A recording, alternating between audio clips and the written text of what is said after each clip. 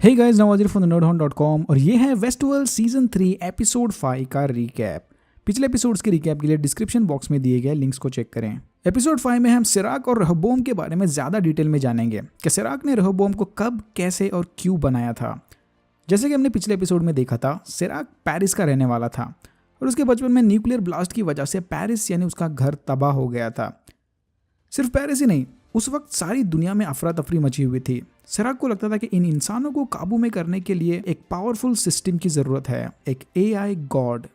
Sirach और उसका भाई फिर डेम्सी के पापा की फंडिंग को यूज़ करके रहबोम पर काम करना शुरू करते हैं। वेस्टवर्ल्ड के मेकर्स जब भी कोई स्पेशल नाम या फिगर यूज़ करते हैं, उसके पीछे हमेशा कोई ना कोई डीप मीनिंग होता है।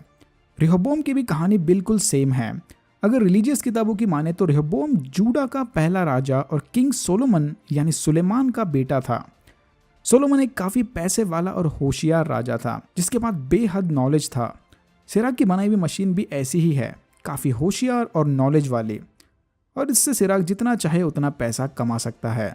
वेट, अगर सोलोमन होशियार और पैसे वाला था तो सिराक ने अपनी मशीन का नाम रहबोम क्यों रखा, सोलोमन क्यों नहीं? इनिशियली सिराक और उसके भाई ने मशीन का नाम सोलोमन ही रखा था, बट वो उनकी मशीन का फर्स्ट वर्जन था, मतलब इट वॉज नॉट परफेक्ट। सो बाद में सिराक ने अपनी मशीन को अपग्रेड कर दिया और उसका नाम बदलकर रहबोम रख दिया, मतलब सोलोमन का नेक्स्ट वर्जन। इट्स लाइक 1+8 और 6 महीने बाद आने वाला अपग्रेडेड 1+8T। सिराक और उसकी बनाई हुई मशीन को अगर आप गौर से देखेंगे तो ये भी होस्ट के पर्ल की तरह दिखती है, जो कि मैंने ऑलरेडी फर्स्ट एपिसोड में बताया था। बट इसको और अच्छे से देखने के बाद आपको इसके अंदर कुछ रेड सेक्शंस भी दिखेंगे, बिल्कुल उसी तरह जैसे बर्नार्ड के पल में थोड़ा रेड कलर था। तो क्या इससे वेस्टवर्ल्ड क्रिएटर्स हमें हिंट देना चाहते हैं कि इस मशीन के अंदर भी एक टाइप की ह्यूमन कॉन्शियसनेस है, या फिर घर बैठे बैठे मेरा दिमाग कुछ ज़्यादा ही सोचने लगा है? एनीवेज, जैसा कि मैंने कहा था, सोलोमन परफेक्ट नहीं होता, उसमें प्रॉब्लम्स होते हैं। इन प्रॉब्लम्स को देखकर डेम्सी का बाप बहुत डिसअपॉइंटेड होता है और इस प्रोजेक्ट को बंद करने का डिसीजन लेता है। बट फिर सिराक और उसका भाई स्टॉक मार्केट का डेटा इसमें डालकर मिस्टर डेम्सी को एक डेमो देते हैं जिसमें सोलोमन बड़ी आसानी से स्टॉक मार्केट के ट्रेंड को प्रेडिक्ट करता है। इतना ही नहीं, इस मशीन की मदद से ये लोग स्टॉक मार्केट को मैनिपुलेट भी कर सकते हैं। ये देखकर डेम्सी का पापा बहुत खुश होता है और इन्हें प्रोजेक्ट को कंटिन्यू करने के लिए और फंडिंग देता है। सोलोमन के फेल होने के पीछे का सबसे बड़ा रीजन होता है इंसान और उनके बिहेवियर्स। सारे इंसानों का डेटा मशीन में डालने के बावजूद भी सिराक ब्रदर्स को पता चलता है कि इनकी मशीन 100% ह्यूमंस का दिमाग नहीं पढ़ पाती। दुनिया में मौजूद कुछ केलब जैसे लोग हमेशा अपने लूप से निकलने की कोशिश करते रहते हैं, जिसकी वजह से इनके मशीन में ज़बरदस्त डिस्टर्बेंस आते हैं और इस डिस्टर्बेंस को हम सूरज ग्रहण यानी इक्लिप्स की मदद से देख सकते हैं। ये जो रहबोम का यूजर इंटरफेस है, ये एक टाइप का सूरज ग्रहण है। डिस्टर्बेंस आते ही लंबे किरणें पीक करने लगती हैं और इसी पीक को डिटेक्ट करके और उसका लोकेशन पता लगाकर रहबोम डिस्टर्बेंस हैंडल करता है। जीनियस। बाय द वे, अपने जैसे ही एक वेस्टवर्ल्ड फैन ने इस यूआई के ढेर सारे एनिमेटेड वॉलपेपर्स बना के रखे हैं for your phone, desktop and even smart watch. Interested हो तो मैं उसके डाउनलोड लिंक्स डिस्क्रिप्शन बॉक्स में डाल दूंगा। ऐसे ही एक स्मार्ट वॉच सिराक पहनता है जो टाइम तो नहीं दिखाती, बट उसकी मदद से वो रहबोम का डिस्टर्बेंस चेक करता रहता है। इट्स लाइक अ वेदर विजेट। आज का तापमान काफ़ी क्लाउडी है और जल्द ही डेलोरस का आप पे कहर बरसने वाला है। सिराक और उसका भाई फिर डिसाइड करते हैं कि इस डिस्टर्बेंस का सोल्यूशन बस एक ही है, या तो केलब जैसे लोगों को वॉर्स में भेजकर मरवा देना, या उनकी दिमागी हालत खराब बताकर उन्हें इस टाइप के स्पेशल केयर सेंटर्स में बंद कर देना। सालों बाद धीरे धीरे सिराक के भाई की भी दिमागी हालत खराब होने लगती है और इनकी मशीन उसका भी नाम इन डिस्टर्बेंस पैदा करने वाले लोगों के लिस्ट में डाल देती है। अपना भाई होने के बावजूद भी सिराक डिस्टर्बेंस को हैंडल करने इसे भी उस स्पेशल केयर सेंटर में एडमिट कर देता है। जैसे ये बात मिस्टर डेम्सी को पता चलती है, वो बहुत गुस्सा हो जाता है कि स्टॉक मार्केट तक तो ठीक है, बट तुम इस मशीन के भरोसे लोगों की जिंदगियों के साथ नहीं खेल सकते, और वो उस प्रोजेक्ट को फिर से बंद करने का डिसीजन लेता है। सिराक फिर इस प्रॉब्लम का सोल्यूशन निकालने मिस्टर डेम्सी को मारने का प्लान बनाता है और एक सुनसान एरिया में जाकर पहले डेम्सी का प्लेन क्रैश करता है और फिर उस प्लेन के मलबे पर डेम्सी का सर क्रैश कर देता है। तो ये हो गई सिराक और रहबोम की बायोग्राफी। अब चलते हैं प्रेजेंट टाइम में, जहां सिराक जाकर ब्राजील के प्रेसिडेंट को धमकी दे रहा होता है। सिराक ने रहबोम की मदद से अपनी सेटिंग लगाकर इसे प्रेसिडेंट बनाया होता है। ये लोग बेसिकली हमें दिखाना चाहते हैं कि सिराक अब इतना पावरफुल है कि दूसरे कंट्री में घुस के वहां के प्रेसिडेंट को भी धमकी दे सकता है। डेलोरेस के डेम्सी जूनियर को जिंदा रखने के पीछे का मेन रीजन होता है उसके पास मौजूद रिहोबोम की एक्सेस की। डेलोरेस इससे एक्सेस की चाहती है ताकि वो रिहोबोम के अंदर का डेटा एक्सेस कर सके।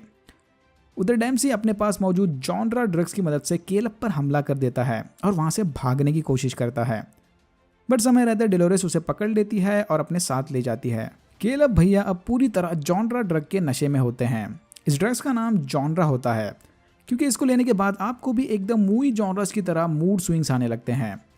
केलब का दिमाग पहले ट्रिप होकर black and white drama genre में जाता है। तभी अचानक सिराक के आदमी इनको ढूंढ लेते हैं और इनकी गाड़ी हैक करके इन पर हमला कर देते हैं। इस मौके का फायदा उठाकर डेलोरेस डेम्सी से रिहोबोम की एक्सेस की ले लेती है कि अगर तुझे जिंदा रहना है और सिराक के भेजे हुए आदमियों से बचना है तो मुझे वो एक्सेस की ट्रांसफर कर दे। डेलोरेस फिर उनकी गाड़ी का कम्युनिकेशन सिस्टम निकालकर उसे सर्वर से डिस्कनेक्ट कर देती है और अपने वॉइस कमांड से चलाने लगती है। सिराक के आदमी अभी भी इनका पीछा कर रहे होते हैं कि तभी केलब का जॉनरा चेंज हो जाता है और वो एक्शन मूवी वाले मूड में चला जाता है। डेलोरेस फिर केलब को एक ऑटोमेटिक ग्रेनेड लॉन्चर थमाती है जिसकी मदद से वो एक गाड़ी को उड़ा देता है। फिर ये दोनों मशीन गन्स लेकर सिराक के आदमियों पर टूट पड़ते हैं। केलब का दिमाग फिर से ट्रिप मारता है और अब ये रोमांटिक मूड में चला जाता है और इसे सब कुछ वार्म, फजी और स्लो मोशन में दिखने लगता है। गोलियां चलाना छोड़कर भाई अब डेलोरेस को घूरने लग जाता है। फिर डेलोरेस अपनी ऑटोमेटिक मोटरसाइकिल यूज करके दुश्मनों की आखिरी गाड़ी को भी उड़ा देती है। इस मिशन को हैंडल करने के लिए डेलोरेस उस रिको ऐप की मदद से केलब के पुराने दोस्तों को भी हायर करती है, जो इसे देखते ही समझ जाते हैं कि भाई तो फिलहाल 7वें आसमान पर है। डेलोरेस फिर उस एक्सेस की को अपने बॉडीगार्ड को भेज देती है जो इनसाइड में बर्नार्ड के साथ होता है। ये बॉडीगार्ड फिर उस की को यूज करके डेलोरेस के कहने के मुताबिक रिहोबोम का सारा डेटा पब्लिक कर देता है। मतलब सबके फोन में उनका फ्यूचर, पास्ट, प्रेजेंट सब कुछ चला जाता है। अब सारे जान जाएंगे कि उनकी लाइफ में जो कुछ भी हो रहा है उसका जिम्मेदार इनसाइड यानी रिहोबोम यानी सिराक है। एज एक्सपेक्टेड इस डेटा के पब्लिक होते ही दुनिया में बवाल मच जाता है और लोग तोड़ फोड़ शुरू कर देते हैं। रिहोबोम फिर जबरदस्त डिस्टर्बेंस डिटेक्ट करता है जिसको देखकर सिराक की खटिया खड़ी हो जाती है। सिराक फिर गुस्से में अपने आदमियों को इनसाइड और डेलोरेस के पीछे लगा देता है। इनमें से 2 लोग जाकर केलब पर ओपन फायर कर देते हैं, बट फिर डेलोरेस बीच में आकर सारी गोलियां अपने ऊपर ले लेती है और उन दोनों को मार देती है। केलब ये देखकर पागल हो जाता है और बोलता है व्हाट जस्ट हैपन। डेलोरेस फिर एक बैडएस की तरह अपने जैकेट की चेन लगाती है और बोलती है नथिंग हैपन हियर। सिराक के आदमी फिर उस बॉडीगार्ड को ढूंढते इनसाइड पहुंच जाते हैं जो बर्नार्ड को बोलता है कि तू यहाँ से चला जा, तू यहाँ पर सेफ नहीं है, मेरा काम हो गया और मैं मरने के लिए तैयार हूँ।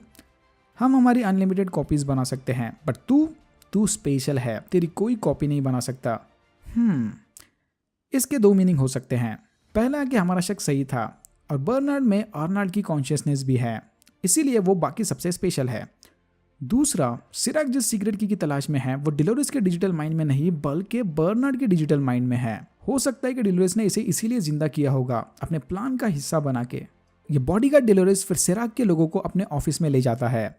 सिराक भी इधर वीडियो कॉल के थ्रू आया होता है। ये बंदा फिर इनको बोलता है कि सारे प्रॉब्लम के पीछे मेरा ही हाथ है और सबको अपने डेस्क के नीचे लगे बम से उड़ाकर मार देता है। बर्नार्ड और एशली जो बर्नार्ड को ढूंढते हुए यहाँ पहुंच गया था इनसाइड से बाहर निकलते हैं और बाहर का माहौल देखकर हैरान हो जाते हैं कि भाई ये क्या कर दिया डेलोरेस ने। डेलोरेस और उसकी टीम अपने मिशन को पूरा करके अपने अपने रास्ते नाप लेते हैं, पर इसी दौरान डेम्सी इन पर भड़क पड़ता है कि सिराक सही कहता था, तुम जैसे चोर उचक्कों की वजह से ये दुनिया एक दिन खत्म हो जाएगी और आखिर तुमने अपने औकात दिखाई दी। ये सुनते ही केलब के पार्टनर उसे सीधा गोली मार देती है और बोलती है कि ले ये है मेरी औकात। केलब जाकर उसे बचाने की कोशिश करता है but it's too late now. मरने से पहले डेम्सी केलब को बोलता है कि तू भी कोई दूध का दूल्हा नहीं है भाई, तू भी उतना ही करप्टेड है। और फिर केलब को कुछ अजीब अजीब से फ्लैशबैक्स आने लगते हैं। सस्पेंस। डेलोरेस फिर केलब को वहां से लेकर चली जाती है। डेलोरेस के पास रिहोबोम का अब सारा डेटा है जिसमें सिराक की इन्फॉर्मेशन भी शामिल है। इसी डेटा की मदद से डेलोरेस खड़े खड़े सिराक की सारी बायोग्राफी पढ़ लेती है। सिराक फिर डेलोरेस को वीडियो कॉल करके मांडोली करने की कोशिश करता है बट वो उसे धमकी देकर वहां से चली जाती है। केलब को अब डेलोरेस के प्लान पर थोड़ा डाउट आने लगता है कि यार आखिर ये बंदी चाहती क्या है। सबका डेटा रिलीज करके ऑलरेडी इसने सारी दुनिया में हंगामा मचा दिया है, अब और क्या चाहिए इसको। बट डेलोरेस इसको समझाती है कि सबको रिहोबोम की सच्चाई जानने का हक था। मैं सारे इंसानों को आज़ाद करना चाहती हूँ, बिल्कुल वैसे ही जैसे मैंने सारे होस्ट को आज़ाद किया था। फिर ये दोनों एक प्राइवेट जेट में बैठकर वहां से वेस्ट के लिए उड़ जाते हैं और यहाँ होता है एपिसोड 5 खत्म। अगर आपकी वीडियो अच्छा लगा तो please like share and subscribe for more videos like this. मैंने ऐसे और भी वीडियोज़ बनाए जिनके लिंक्स आपको डिस्क्रिप्शन बॉक्स में मिल जाएंगे। Thank you very much for watching and I am hoping to see you in my next one.